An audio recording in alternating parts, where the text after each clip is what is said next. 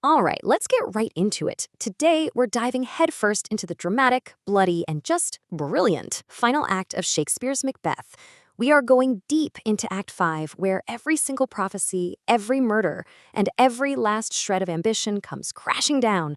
Seriously, if you're studying this for an exam, this is the act that pulls everything together. Yep, it all ends here.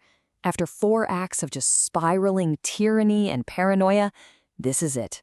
The final, brutal crescendo. This is where the price of power is finally paid in full.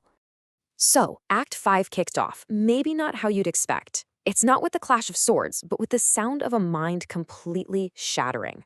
We start with the once unflinching Lady Macbeth, who is now just totally broken by her own guilt. I mean, talk about a fall from grace. We find Lady Macbeth sleepwalking, totally tormented.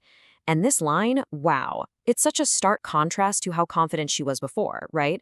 Remember when she told Macbeth, "A little water clears us of this deed"? Well, as we can see now, it really didn't. So, for any exam question, this scene is an absolute gift. What it reveals is just crucial. That blood she's desperately trying to wash away, it's symbolic. It's the permanent stain of guilt on her soul. And notice, in her fractured mind, she's reliving not just Duncan's murder, but also Banquo's and Lady Macduff's. It shows how the consequences of their ambition have just completely swamped her.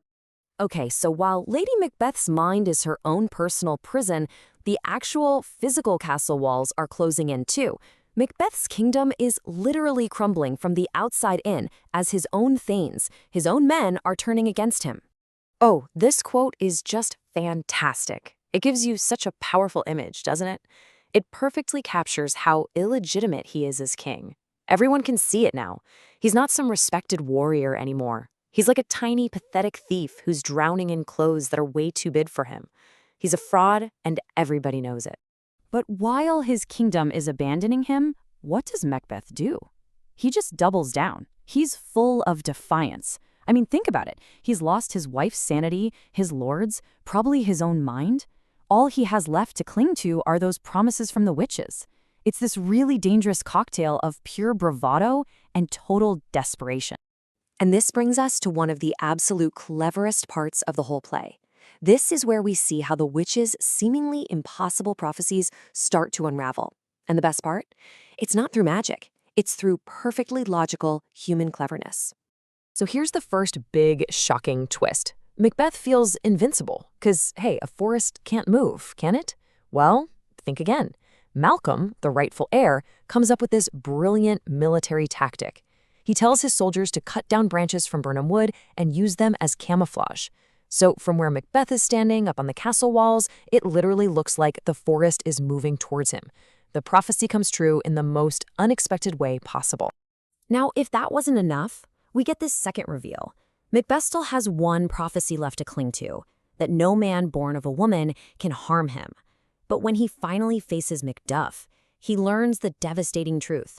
Macduff was delivered by cesarean section. He was untimely ripped from his mother's womb, not born in the usual sense.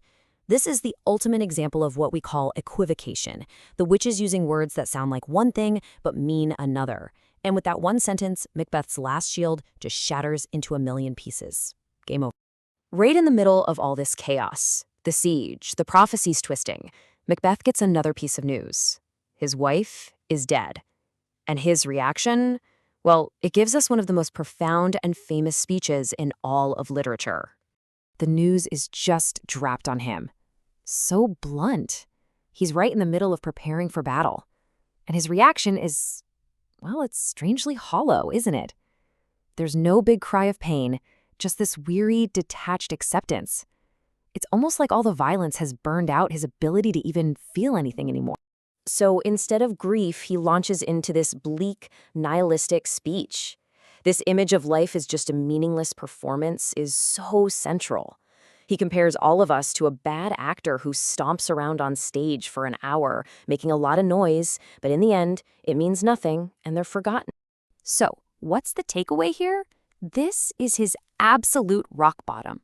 He realizes that all the murder, the betrayal, the paranoia, it was all for nothing. He got the kingdom, but he lost his soul, his wife, and any shred of meaning in his life. His whole story, he says, has just been a chaotic tale told by an idiot, full of sound and fury, signifying nothing. It's just a devastating summary of his whole tragic journey. Okay, so from that pit of despair, we move to the final confrontation. This is where the play builds to its epic conclusion, and order finally is restored to Scotland. Even with absolutely everything lost, his wife, his invincibility, his hope, that core identity of Macbeth the soldier comes roaring back one last time. He knows he's doomed, but he refuses to be captured and humiliated. He chooses to die on his feet fighting. It's one last defiant act of that brave Macbeth we heard about way back in Act 1. And this is the moment. The tyranny is officially over. Macduff, the man who lost his entire family to Macbeth's cruelty, comes back on stage holding the tyrant's head. It's this brutal, visceral symbol that the butcher is dead and his reign of terror is finished. Revenge is complete. In his final speech, Malcolm basically lays out his plan to heal the entire nation. He rewards loyalty, promises to bring home everyone who fled, and officially condemns the Macbeths. You know, where Macbeth brought chaos and death, Malcolm promises to bring measure, time, and grace. The natural order is finally restored, and Scotland can begin to heal. And that, right there, brings us to the big question the play leaves us with. Was Macbeth doomed from the start, a puppet of fate, or did his own ambition, his fatal flaw, seal his own fate? The answer to that question, well, that's the key to any top-level analysis of this tragedy. There's no easy answer, so what do you think?